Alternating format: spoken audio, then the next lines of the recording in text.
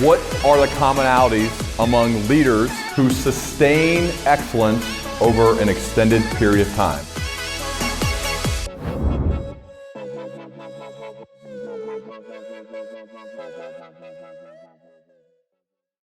So great to have both Nathan and Susannah Furr here on the Learning Leader Show. Welcome. Great to be Hello. here. Thank you for having us. So thank you. To get started, I think the topic of uncertainty is critical for leaders to think about. You wrote about CEO Sam Yagan, I may be pronouncing that wrong, but he said the single biggest predictor of executive success is how you deal with ambiguity. And strategy consulting firm McKinsey & Company argues that what leaders need during a crisis is not a predefined response plan, but behaviors and mindsets that will prevent them from overreacting to yesterday's developments and help them to look ahead. So this is how we get started with the foundational elements of uncertainty and dealing with them. Nathan or Susannah, to take it. Let's lay that foundation right now of some of the key ways to think about dealing with uncertainty. I think, right from the get-go, it's important to kind of understand why we should care about this. And I think, kind of what few of us have recognized, although we kind of feel it, is the fact that uncertainty has been increasing for decades. So, for example, the World Uncertainty Index, which tracks just political and economic uncertainty alone, shows a rising trend since the 1990s in terms of an increase in uncertainty. So it's kind of this, pot of water, and the temperature's been getting hotter and hotter. But the challenge is very few of us have been taught how to navigate that uncertainty well. I mean, maybe you had better parents or a better school than we did, but we certainly didn't learn that growing up.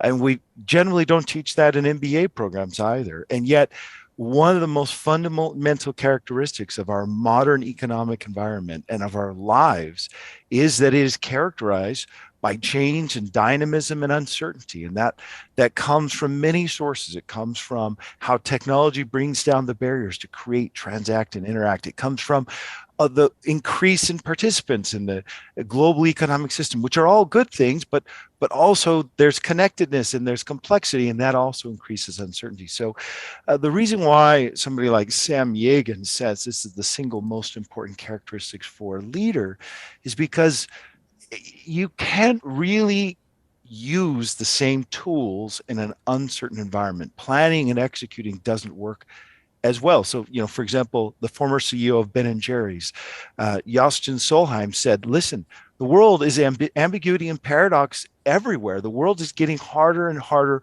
for people who like the linear route forward, no matter what field you're in. So the question is, what are the tools to navigate that uncertain world? I would think that we're always in an uncertain world, though, right? I mean, I know it seems like we are in the middle of it. Certainly during COVID, we're in the middle of it. But if you look back, it feels like we're almost always in, especially if you're in a leadership position, there's always a lot of uncertainty. And what I think followers want are someone who can almost see around the corner. They're more apt to want to follow that person. So what do you think about that aspect of it, that if you choose to raise your hand to lead, you're probably going to be dealing with this just about every day? It's really true from the interviews we've done with senior leaders. Number one thing they say is that as you kind of go up the ranks, or you increase your responsibility, or your career progresses, actually being able to deal with uncertainty becomes more and more important. And in addition to that, number two, I would say, is that your role shifts from being kind of around managing risk and reducing risk to actually truly great leaders need to be able to take on uncertainty with courage and with dexterity, with flexibility, with agility. And so I remember Pete Kolowik, who is one of our friends, after doing many of these interviews, who was a senior executive at Amazon, helped do Sonos expansion in Europe. And he said, the big shift in my career in becoming a senior leader was learning to deal with uncertainty and ambiguity. So the real question then for a senior leader is, well, how do I become comfortable with that? Because you can't really like lead somebody else into uncertainty if you are freaking out yourself. There's empirical evidence that shows that the kind of emotion and feeling of the top leader leaks down and kind of contaminates the rest of the organization. So we wrote this book, The Upside of Uncertainty, to individuals. I mean, to you as a leader, as a person, not to you as the facade of a leader, because it's really about how do you get better and more courageous in the face of uncertainty so that you can inspire that confidence that you're talking about in others, but also so you can train others in how to do this well. We have lots of great examples of how leaders have done that. Perfect. Thank you. I would just add that I agree with you. We feel it more keenly, I think, the uncertainty now post the pandemic, because before then it was maybe happening to all of us at different times. And that was just like a global collective shutdown where we all were in the same boat, which ultimately that's a powerful thing now for us because we've all been through that together. And so we're all on the same page that uncertainty is here and that we need to be able to be friends with it, or at least get more comfortable with working through it. And so, yeah. Yeah, Ryan, in fact, we've been working on this a long time. I personally have been working on it for 20 years. And I've gone from having to convince people that this is something to pay attention to. And even before the pandemic, we were working on this book before the pandemic. And I was having to kind of convince my editors, this is important. This is different from complexity. And then the pandemic happened. They're like, oh, we get it. So how do we just write it now and be done with it? I want to dig into a few specific notes from the book. The title's called The Upside of Uncertainty. On page 229, you write about learned optimism. We're going to go everywhere, by the way. So learned optimism, but we'll probably hit about 7% of the book. So there's 93% here that you got to go out and read this book. It's really good. So 229, you cite research from Martin Seligman, who argues that optimism and pessimism are actually learned explanatory styles that we develop over time, not inherent orientations that are a fixed part of our personality. I think most humans want to be around optimistic people. The world is built by optimists, right? So we know this is important, but this argument, the research backs it, that this is something we can learn to be. Can you share more about this science and how we can make it practical for each of us to implement each day?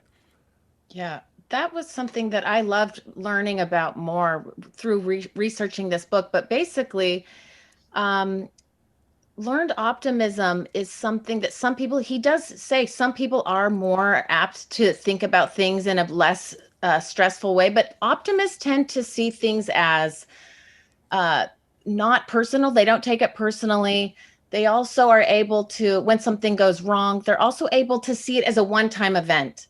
So am I answering the right question? Sorry, you might have to cut this because maybe you don't want to know more about the learned like I'm going into detail maybe. No, that's good. It's all good. I think it's kind of interesting also, Susannah, to touch on where it came from. So Martin Seligman was doing research on actually in animal settings. And what they found is that if they put these animals in a setting, in a room where they were shocked, and then they changed the context so that they could escape the shock if they leaped over this small barrier, they actually would stay where they were at.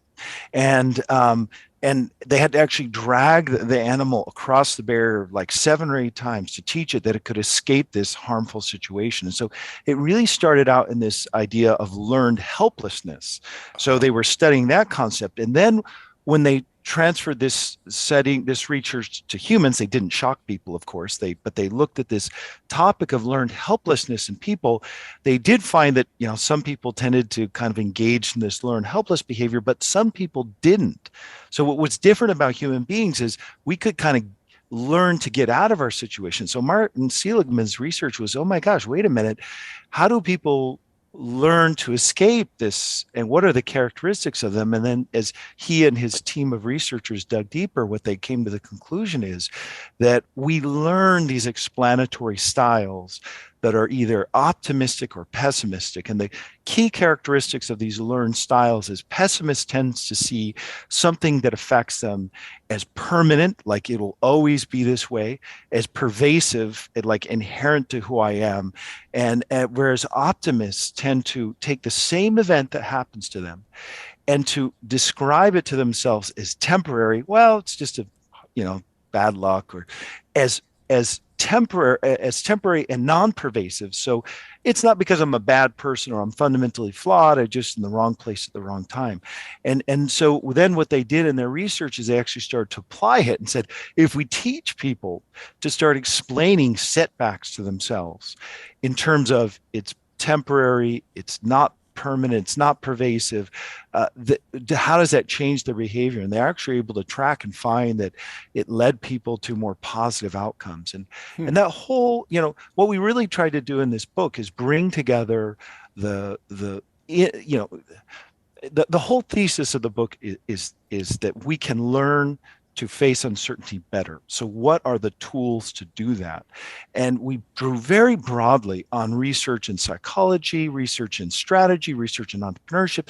We did lots and lots of interviews with innovators, entrepreneurs, Nobel Prize winners, like all over the place, to try to pull from many fields a more cohesive answer, because we felt like there are some answers out there, of course, but they kind of only had bits and pieces of it, whereas we tried to bring together a whole toolbox on that. And so that learned optimism clearly comes out of the field of psychology, positive psychology in particular is what they call it, but we integrate tools from all over the place.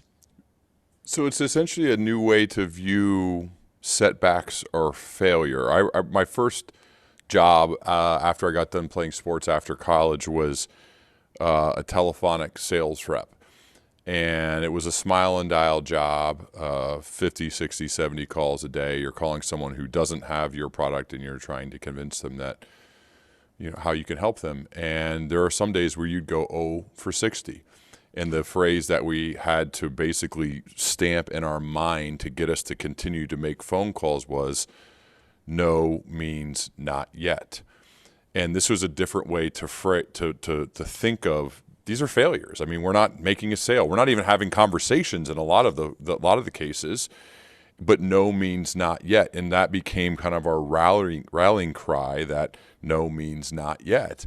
And it was in this setting, by the way, I as I was saying this, I thought in some settings that's very wrong. I understand that part. But in this setting, how that became a different way to view failure, that we had to keep going. And eventually, if we did and we trusted the process of what we learned, we would eventually do well. And it did go well for a lot of us. So it feels like that's in line with this optimism, pessimism, how to view the world. Like optimists believe that these setbacks are temporary versus pessimists think, well, this is just the way it's going to be. Yeah. Call centers are actually one of the scenarios that Martin Seligman talks about in the book. So because that is definitely a scenario where people are getting trashed like repeatedly within 1 hour. Yeah. And so he talked about in that setting, helping people with this kind of, as he calls it, disputing the belief. So that first call goes bad and and then after 10, it's like, okay, whoa. And I like the no, means not yet, but there are lots of ways to take a negative belief and switch it around to something that can help you stay in the game. I think of, have you guys written or thought about the phrase called pronoia, the science behind pronoia? Essentially what pronoia means is someone who believes in pronoia. This came from Adam Grant, and I think he was citing somebody else. It's someone that believes that the world around them is conspiring to do them good, right? Pretty much the opposite of paranoia. And to me, this is something, it's funny, I didn't expect to go here, but I'm talking with a husband and wife, so I'll talk briefly about my relationship, is that I found that my wife is an extremely, extremely optimistic person. And we learned of this pronoia after reading it in a book and talk a lot about it. And not that it makes it happen, but I find it's so much more enjoyable to be around a person who says phrases like this: with our luck, it's not going to rain on our wedding day, because it was, there's a lot of things outside. Whereas most people seem to say, oh God, with my luck, it's going to rain on our wedding day, right? But to say that, I want to hang out with people like that. I want to be around the optimists who say, with our luck, it's not going to rain on our wedding day. It's going to be beautiful, right? And I think that doesn't change the weather path. I get it. But to me, it changes how we view the world together. And I think the chances of someone like that doing something extraordinary is way higher than oh God, it's going to rain with my luck. You know what I mean? Absolutely. I think that's such a powerful example of kind of a lot of the overarching feeling we have in our book, which is when we reframe uncertainty as the other side of possibility. So just kind of the portal to get to the awesome stuff, then we're able to do it in such a different way with such a different attitude, even if that negative outcome still happens. So even if it rains on your wedding day, when you're going to that kind of bummer of a thing with that attitude of like, no, it's not going to do it. Then when it does, you haven't been bummed and stressed for that whole morning. You've just been like, no, it's going to be great. So that when it happens, it's like, it's you deal with that in the moment instead of carrying that for your whole day. And I do believe another tool, this comes up for me, another tool is the as if. Do you remember reading that part? Living as if something were already true, that you want to have happen. I think that goes in hand with this pronoia idea. It's less that the universe is conspiring for your good, which is awesome, but it's more like you can be that change and you can live into being the things you want, the things you care about. And it's a very similar idea. And it's something that we researched. The history of that is really interesting. Nathan can go into that if you want to, but it's just a beautiful idea. And it's been what people have done for ages when things were really bad, in bad situations, living into the future that they wished were true. Go ahead, Nathan. There's actually some deep philosophical foundations behind this. This isn't just a fluffy idea. So, for example, a philosopher named Hans Veyringer wrote a very important treatise called As If, and it was this basic thesis is we actually live our lives by stories all the time, whether we recognize it or true, by fiction. So, for example, nobody's seen an atom, but we have a story about what an atom is, and it helps us understand the world. And in fact, our lives are full of these stories. We live as if they were true. And so the question is, how do these stories, by choosing what they are, help us to live? And one of the most inspiring examples of this was Václav Havel, who wrote a book called The Power of the Powerless, when his country, he became the first president of the new Czech Republic, but when his country was kind of overtaken by external rulers, by communist rule. And when that happened, he realized he couldn't protest openly in the way that you could say in many other countries. But what he proposed is living as if you were already a member of a free republic. And Christopher Hitchens, the modern philosopher, said this is what Rosa Parks did when she sat down on a bus as if she were an equal citizen. By living as if these things were true, they actually created this positive change in the world. And so it sounds kind of fluffy, but it actually is quite powerful. And it doesn't mean it's easy. And Christopher Hitchens admits that, there are periods of years even where we have to sustain ourselves through that living as if it were true, but it makes it more likely to happen. It gives it a chance to happen rather than, as you said, being in that pessimist frame of mind. Yeah. I want to talk about career decisions. I feel like this is coming up a lot recently. It certainly has with friends of mine, where they're maybe thinking about a change or they're going for a promotion, whether it's within their company or somewhere else. And you both write about how we should make these decisions, and the fact that we need to let our values dictate our next move. Can you share more about knowing our values and making sure that that's what is dictating our next move? Yeah, for sure. So, I mean, one thing I want to highlight is, we do discuss over 30 tools in this book. And Yeah.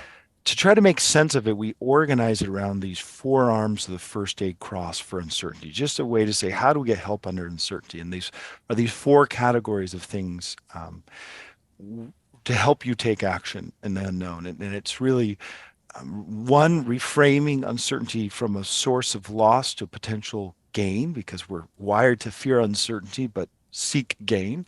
So if we see that uncertainty and possibility are two sides of the same coin, but we focus on the possibility, we're a little less afraid. Number two, we prepare by knowing more about ourselves, by setting our lives up and our careers and our companies up so that we can handle that uncertainty better when it happens. Number three, there are ways to take action that make us less afraid in the face of the unknown. And number four, there are ways to sustain yourself when you inevitably hit a setback or a negative emotion. So when we talked about kind of the learned optimism, that was part of how we sustain. And when you talk about values over goals, this is one of the more abstract ideas in that section of the first aid cross about how do we take action under uncertainty. And it's a little counterintuitive because we've all been taught the way forward is to set a goal and go do it. Mm-hmm. And it's not that goals are wrong or that planning is wrong, but the dilemma is when you're facing uncertainty, you actually don't really know. And it's hard you can put a number on something, you can say this is what I'm going to try to do, but you just don't know.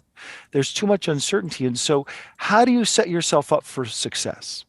And one of my favorite interviews was with this entrepreneur, David Hanmeyer Hansen. He's behind Ruby on Rails and Basecamp and a number of other successful companies. And he said, listen, if you set a goal to achieve 13 million, or you say, I want to be president, or I want to be VP, or I want to be all of that is just made up. You have no control over that.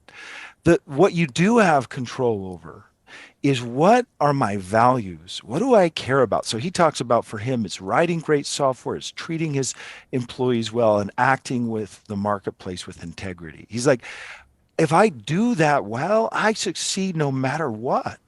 And so going back to your friends and the advice for, I'm making a career move and all that. I mean, we can do all the scheming and planning we want about how this move will lead to that move.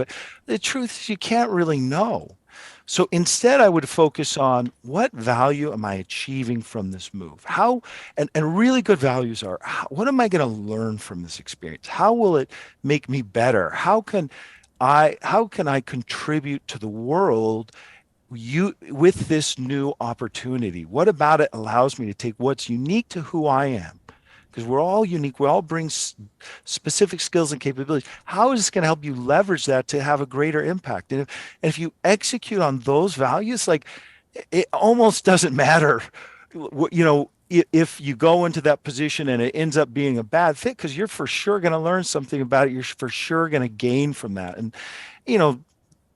I'm sure if you ever go talk, anybody who talks to their elders and they say, tell me about your career path, it was never a straight line. And they almost always say, the best learning were the failures, the best learning were the surprises, the best opportunities were the big risks. So how do we step into that with courage? We'll focus on what are our values. Do you think when you're in the heat of the conversations about making a decision, when you say based on your values, do you mean values alignment with a company or a boss or the boss's boss? Do you mean that, or really just, well, what am I going to learn? Because I would imagine you're going to learn something from every job you take, whether you learn, okay, I got a bad boss, this is what not to do, or I'm in a different industry now, so I'm learning about a new industry. Because you're probably going to learn regardless of what you do. So is it values alignment with a company, with the people that you're interviewing with, or just more with yourself? I would say, Susannah, you can take a shot at this, but I would say Susannah, why don't you go ahead? I can see you want to answer this one. Well, clearly, I love how you brought attention to the fact that we do learn no matter what situation we're in. But when we wrote it, we're really thinking more about your own personal kind of sense of the journey you're on. So Yep. what is important to you? Because if you get in a job and you think we have the same ideals, or it could have been fake, it could have been a bad interview, like you need to know for yourself what you're doing and why you're doing it. And so I think, yeah, it's more of that internal, like if you feel like it is a fit for you, less like maybe they're saying that it's like this. Does that make sense? Like it really has to be something that you feel strongly within yourself that you want to do it. And I actually think it goes really well with another tool in more of the priming section, because I think before you can even get to your values, or maybe you do your values first, and we do really suggest we have application tool reflection practices to think through what are my values, because sometimes people feel like, I don't know if I have any, and everybody does have values, but it's sometimes hard to put a finger on it. But I think when people are trying to make a decision, they also need to keep in mind that they should have more than one option they're going for. So we talk about personal, real options. So maybe you're really feeling called to do something and it's super risky, but it feels like this is the thing that I care about. This is my journey and my destiny. And it's the main thing of my values. And so it doesn't mean you have to throw away your other work, or maybe you have a part-time thing, or maybe you're putting in something somewhere where it feels like, this isn't really as much of my value. It doesn't mean that you should throw out the thing that's paying the bills and all of that, because your values will feel less tangible the minute you don't have food or you can't pay for your kids, whatever. So I think your values and coupling that with the real options that will keep you calm and like, okay, I've got a finger on things. I'm thriving, or I'm not thriving. You know, that could be the situation. If it's stressful, okay, then even maybe the risky value proposition that would feel the most amazing to your soul, you might need to wait actually, and just keep it on a back burner, but keep all of those things as real options, like a portfolio of things that matter to you. But yeah, I think they need to go together. But values to me is really about your own individual self, what you bring to the world. Mm-hmm. I like that you mentioned DHH. I've had him on the show before. We talked a lot, and I am a big proponent of the. I'm a background in sports, so there's a tons of goal setting there. Also, a background in sales. Also, you have like a daily goal set for you. But as I've matured a bit, and read more, this kind of growth without goals mentality that Patrick O'Shaughnessy has written about, I seem to identify more with. So I'm with you when it comes to being in alignment with what you truly value, and if you stick to the process of those behaviors each day, the result that you desire, I think the chances of it happening goes up. Bill Walsh's book, The Score Takes Care of Itself. Champions have to behave like champions every day, and then eventually the chances of you winning a championship probably goes up. I think that style, which it feels in line, especially when dealing with uncertainty. I mean, what to do? I mean, trust the process and the values that you've come up with to do that consistently each day. It seems like it'll give you a better chance. Totally agree with you, Ryan. I think that's exactly right, that we don't really have control over it at the end of the day. And so that saying, what are my values? What's my mission? And acting in accordance with that increases the probability that things work out in our favor, that we make those connections that are the right connections to make. If your friends are still struggling with how to make that decision, and another kind of fun and interesting tool we talk about in the book is this idea of regret minimization. And it's how do you make decisions? And I think one of the most illustrative stories of this is actually when we got to interview Jeff Bezos many years ago. And he talked about this hard decision to leave a really well-paying job on Wall Street to start what was then a really no-name business, Amazon.com. And it's easy for us now to see that as an obvious thing, but take yourself back to like 1995, early days of the internet, like really sketchy. Most people don't know about it. Most people don't want to put in their credit card. I mean, Amazon's, when Bezos started, it was in a garage and then it was in a really sketchy part of Seattle. I mean, this was not the like kind of obvious opportunity when it was. And when he was thinking about starting this business, he went and talked to his boss, D.E. Shaw, about this, and his boss said, you know what, this might be a good opportunity, but probably a better opportunity for somebody who doesn't already have a really good job. Why don't you think about this? This seems kind of crazy. You're in one of the best jobs in the world. And by the way, if he left, he would leave his bonus on the table. He wouldn't get his year-end bonus. And so Jeff Bezos talked about how he went home and he thought about, how do I make this hard decision? And he talked about this regret minimization framework, which was, if I project myself to age 80, what will I regret? Will I regret trying this business and succeeding? No, of course not. Will I regret trying this business and failing? Actually, no. I won't regret. The one thing I would regret is never having tried. And I think that's a powerful tool, but one we need to be really honest about, because sometimes the answer is, I would regret never having tried. But sometimes, let's be honest, the answer is, if I try this and it fails, I will regret it. If you're going to hurt people, you hurt your personal relationships, like think through those things. And so in saying this regret minimization, I think it's really powerful, but I just want to, share it with a little dose of caution that the answer isn't always like jump into the dark. It often is, but sometimes it's like, maybe it's actually not the right time yet. And so I want people to use these tools with wisdom, not just as a panacea. You also write about taking leaps of faith, and I think sometimes people view this as like a binary thing. Either you go all in or the answer is no, where actually there is something in between. There are small steps. So can you share about this leap of faith and why it doesn't necessarily mean, okay, it's either this or it's that, or I have to go all in? That's not what it necessarily means to take a leap of faith.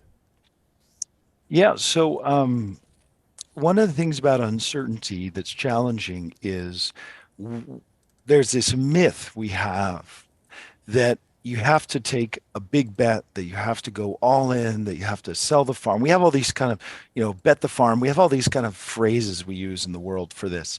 Mm-hmm. But when you actually look at many of the big successes, what you'll find is they were actually created through a series of small steps. And that in fact, there's an interesting body of research that warns against the danger of these big commitments. So we call it, in the organizational studies field, the escalation of commitment. So for example, there's this very famous experiment where they had, MBA students invest in two different divisions of a company, and then they reveal that one of the divisions lost money.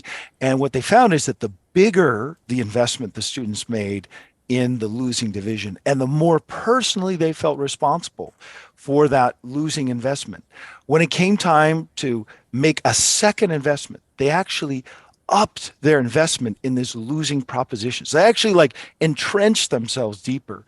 And so really the question is, well, how do I break down this uncertainty into smaller steps? So for example, a friend who's saying, gosh, should I move to London? Well, if you think about moving to London as I'm moving to London forever, it's a really hard and scary decision to make. But if you think about, I might be moving to London let's try it out as an experiment let's go check it out for a week, see if we like it. And then we move there we do a year or 3 year, and we keep the door open for a way to come back. And so there's also a set of research in the field of entrepreneurship that highlights that entrepreneurs are much more successful when they break down a big and uncertain task and then tackle it through small steps. And I mean, it just goes on and on. I mean, I remember interviewing the guy who won the Nobel Prize in chemistry in 2016, Ben Feringa.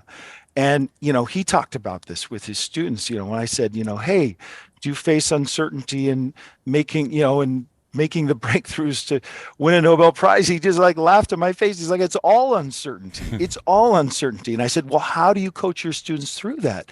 He said, well, I always tell them, and this is what Susannah was talking about with personal real options. I always tell them to have more than one project, because if all you have is one uncertain project, you'll ride that down to the bitter end when you should have let go earlier. But if you have one kind of more risky project and one maybe a little more certain project, you're able to, number one, feel calmer, but number two, make better choices about when it's time to put something on pause versus when it's time to continue. Yeah, Susannah, how do you view this as an entrepreneur, designer, right? You're running your show when it comes to this leap of faith and small steps and multiple projects, seeing life as a series of experiments. How do you see this? I'm so glad you asked, because actually that is probably the only way I'm able to keep doing things. I actually am an entrepreneur in the sense that, like, I did a clothing line for a while. It's currently, I'm not doing it. But when I started that, Nathan was getting his PhD at Stanford. We lived in student housing. We had 3 kids. And then I found out I was surprise pregnant with our 4th. People thought we were total freaks, and maybe we were. Luckily the weather was good because our kids played outside all the time. And then I got put on bed rest, so like that was just a nightmare. I had to put my new little company on hold. I guess, gosh, it's so hard. I think the small steps, it goes back to, if you have chosen it by values. I knew I cared about my design business so much. I was doing it, this idea that like clothes should be curated and they should make us happy. Mm-hmm. And so my customers, when I did get going again after our baby was born and things kind of calmed down, people could feel that. And, ultimately I was just like a mom of kids with Nathan doing his PhD in a small room.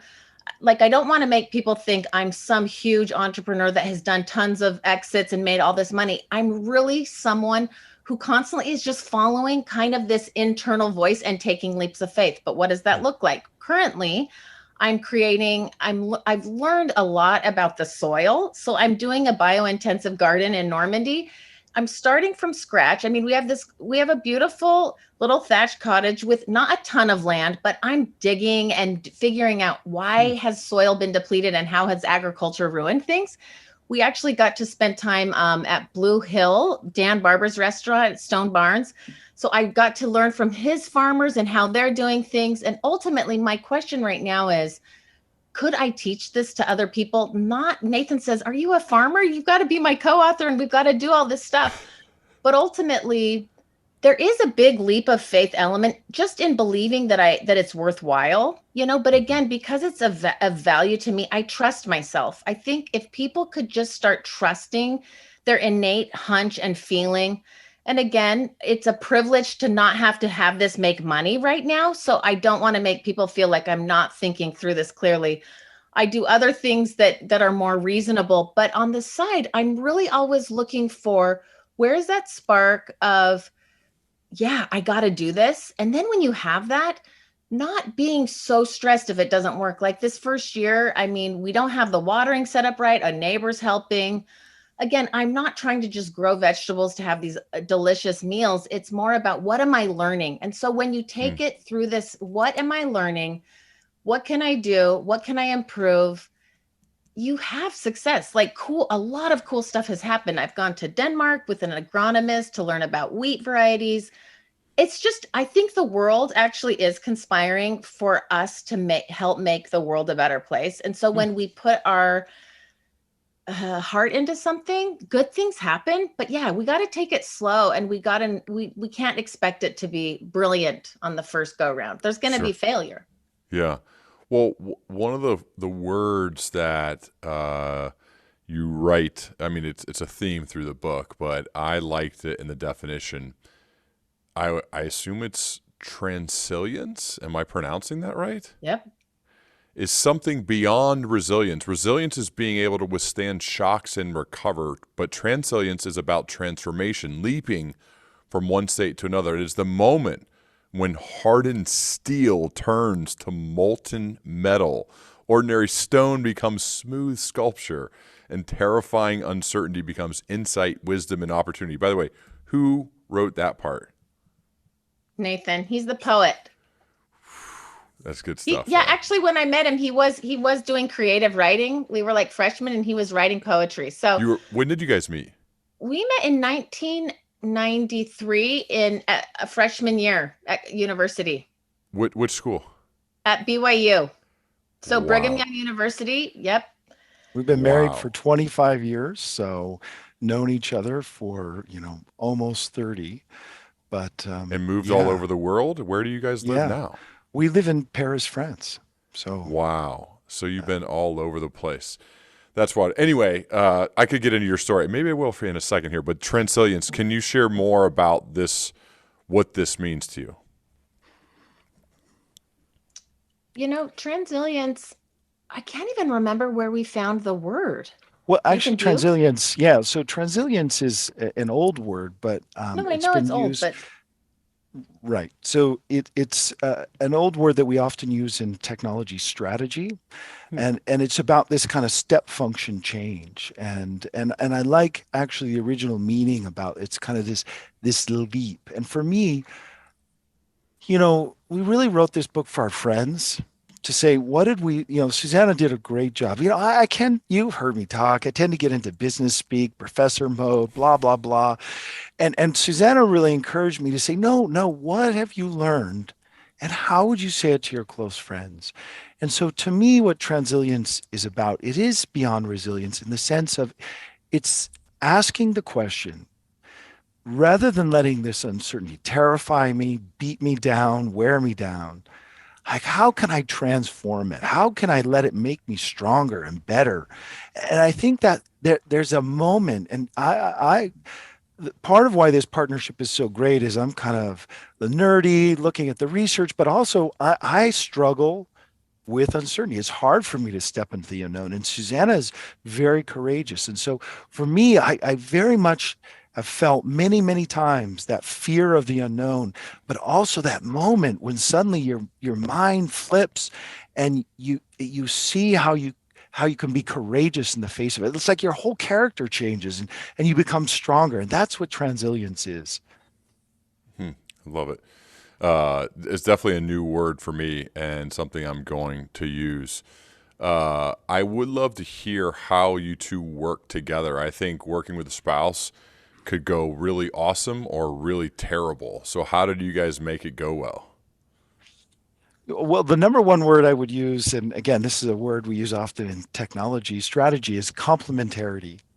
So if you look at a lot of my work is about innovation. How does innovation happen? And by the way, this grew out of that work because I saw Hmm. all these innovators do really cool stuff, but oh my gosh, they had to face a lot of uncertainty to do anything interesting.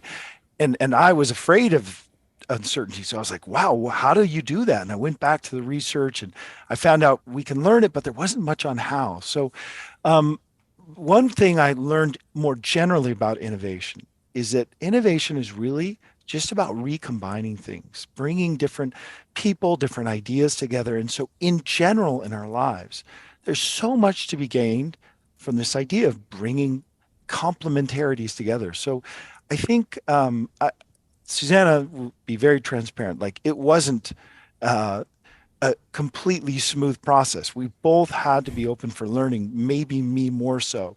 But it was really about seeing how are we complementary and valuing that aspect in each other. And without Susanna, this book would have been much more, talking head, business speaky, not taking the real risks that need to be taken to address this topic properly.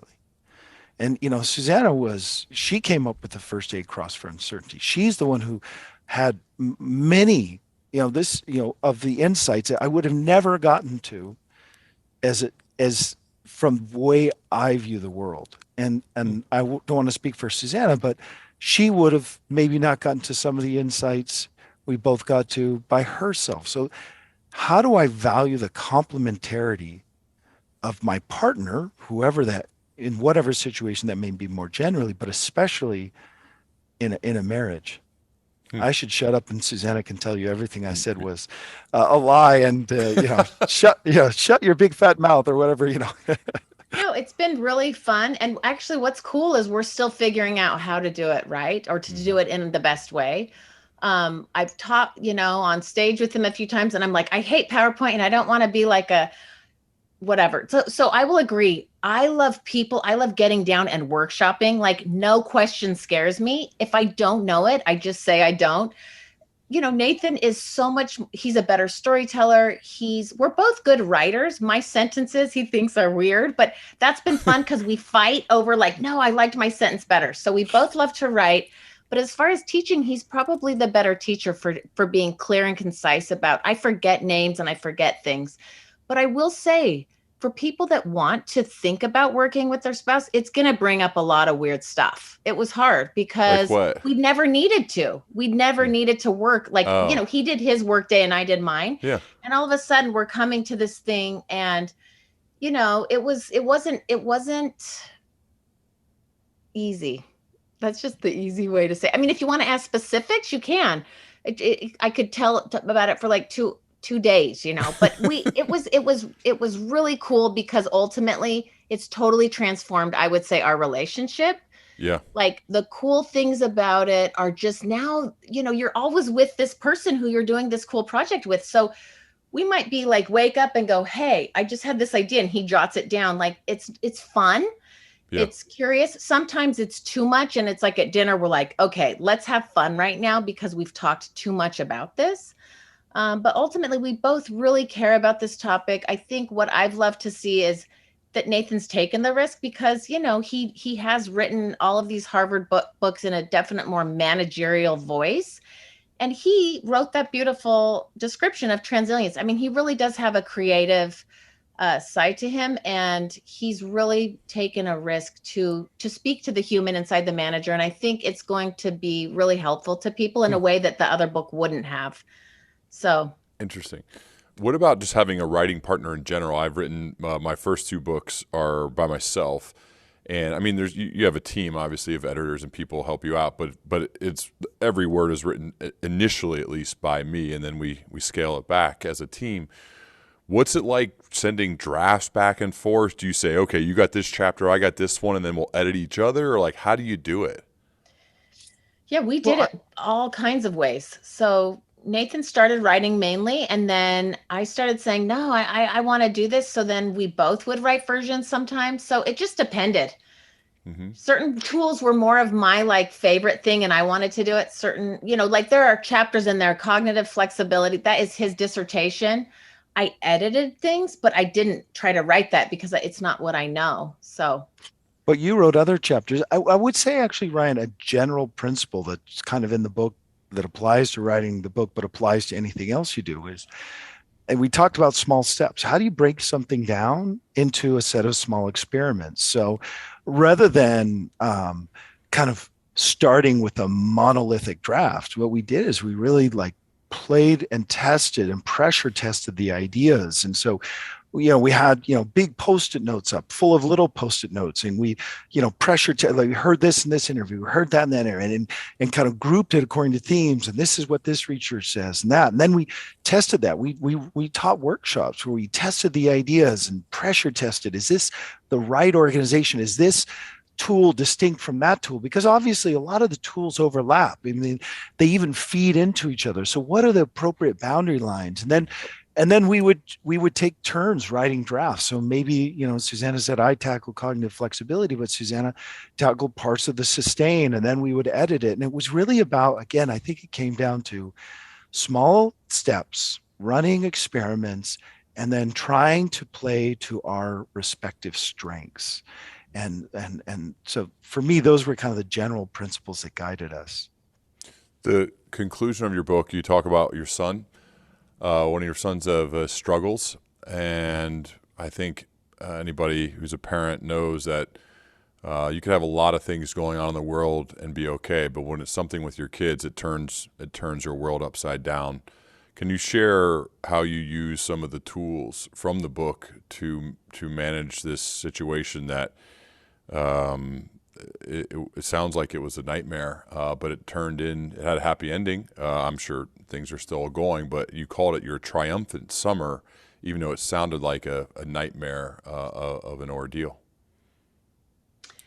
You know, the tools are all, we use them all, but I would say that reframing part is how we got to triumphant Hmm. because it was totally a reframe because it was really disastrous in most ways of like, it wasn't the summer we'd planned.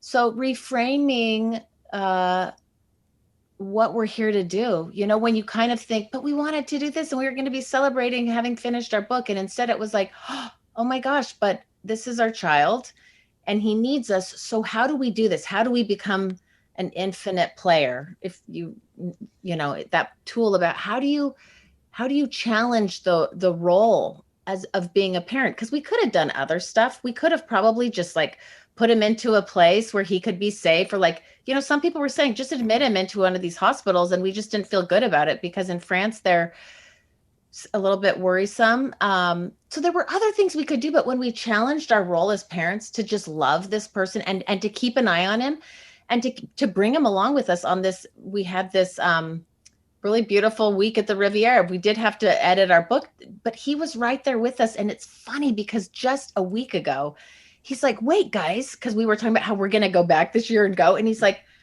wait, you're going to go without me? Like he thinks this is the new thing because he actually remembers it now as kind of like this endearing, healing thing. And we're kind of like, you're not coming with. I'm going to go swim it again. Yeah. I need to get out there in the water.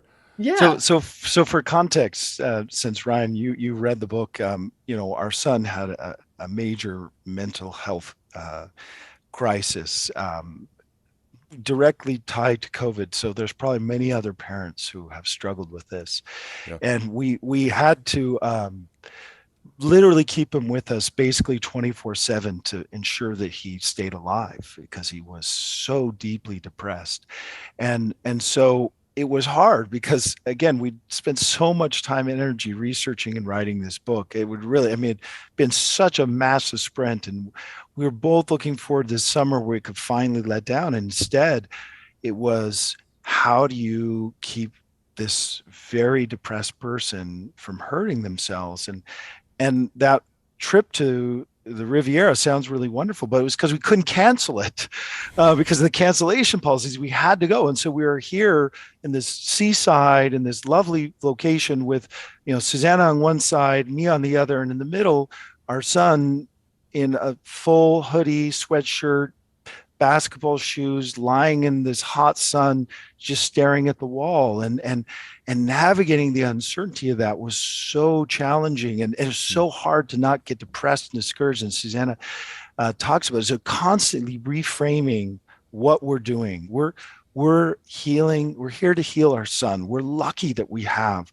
It's not that we lost the vacation. We're so lucky that we have the resources to even be here in the first place.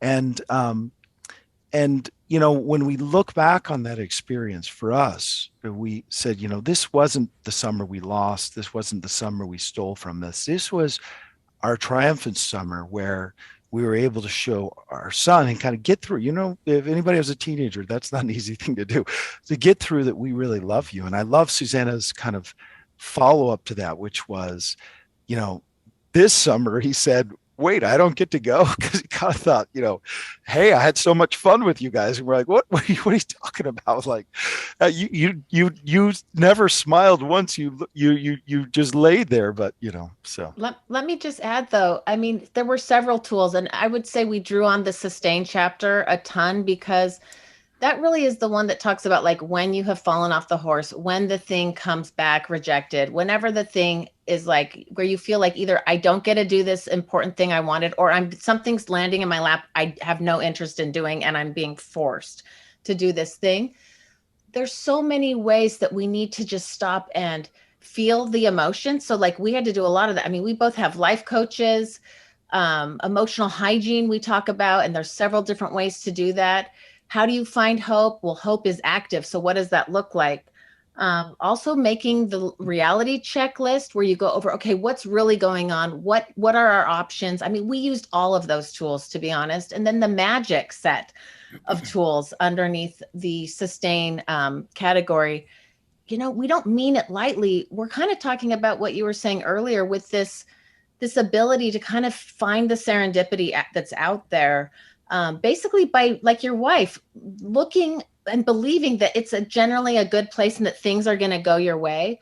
Magic can be even just tapping into this kind of stoic ideal of memento mori, where you think about that one day you will die and one day you won't even be able to be here to help your children. They will have to go on without you. And all of those things really, really helped us. And actually, one of the things we haven't talked about with anyone yet, really, on this interview circuit, is that since we wrote our book, our son had a second manic episode. So in January, we did this whole thing again, and it was longer and it was scarier, and he did have to be hospitalized.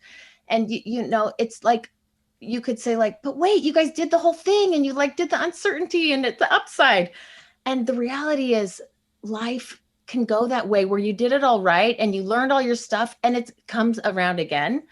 And we were like, okay, cool. We know how to do this. And this time we learned, call earlier to get help to get him to the hospital, so I guess what I would say is the tools really did help us. I don't know, without having written this book, I mean, we would have been fine, but we really kept going, okay, what do we need? You need a reframe and I need to go sustain myself, and we just kept going like this.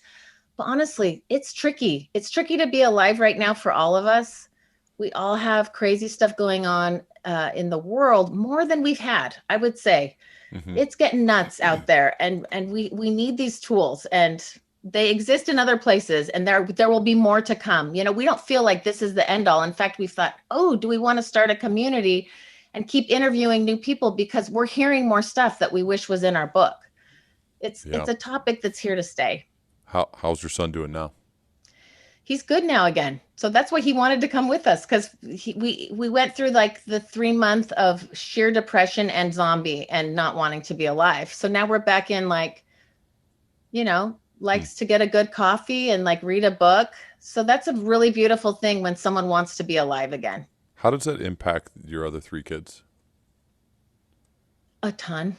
Yeah. It was basically during Christmas season. So we had one of our kids who hadn't come home since our oldest had not been able to come to France because since we're not citizens, we had no rights. And so this was the first time having Christmas at home. And he was MIA because he was in a mania. So it was really hard. And it's hard on them just because of how it impacts them. But then it's hard on them because of how it impacts us. So their parents are kind of like, really, we Right. get really sidetracked onto that. And they're kind of, But I would say we do try to, in a way, use these tools to help the kids make sense of it as well. And I think it's about a good lesson about this idea of uncertainty. We talk about uncertainty ability, which is the ability to face the unknown, to walk through it with courage and resilience and transilience.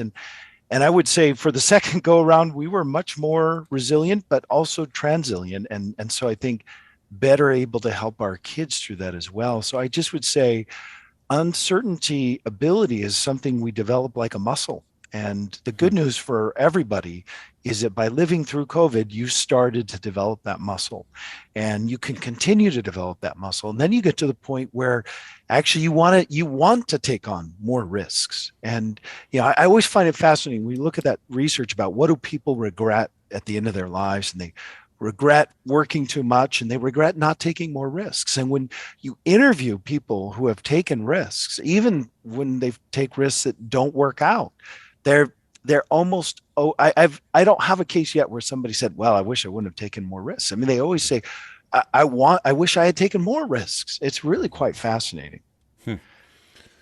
Well, I'm so appreciative of you both joining me from separate locations, Susannah in Paris, Nathan in Dubai. The book is called The Upside of Uncertainty, A Guide to Finding Possibility in the Unknown. There's I think a great combination of the empirical evidence, the research that backs up all of the entertaining stories, and also useful tools to implement. So it kind of hits the informative aspect, the entertaining and engaging aspect, as well as the practical application to answer the question, so what? Why should I care? Well, this is why, because you can implement right now. So that I think checks every box when it comes to a book that is worth your time. So I'm really appreciative for both you for writing it and then also for investing your time to be with me today. Thanks so much. It was so fun to talk with you. Yeah, Yeah, thank absolutely. you, Ryan. Again, the upside of uncertainty. Nathan, Susannah, I'd love to continue our dialogue as we both progress. Great. Absolutely. All right. Thank you.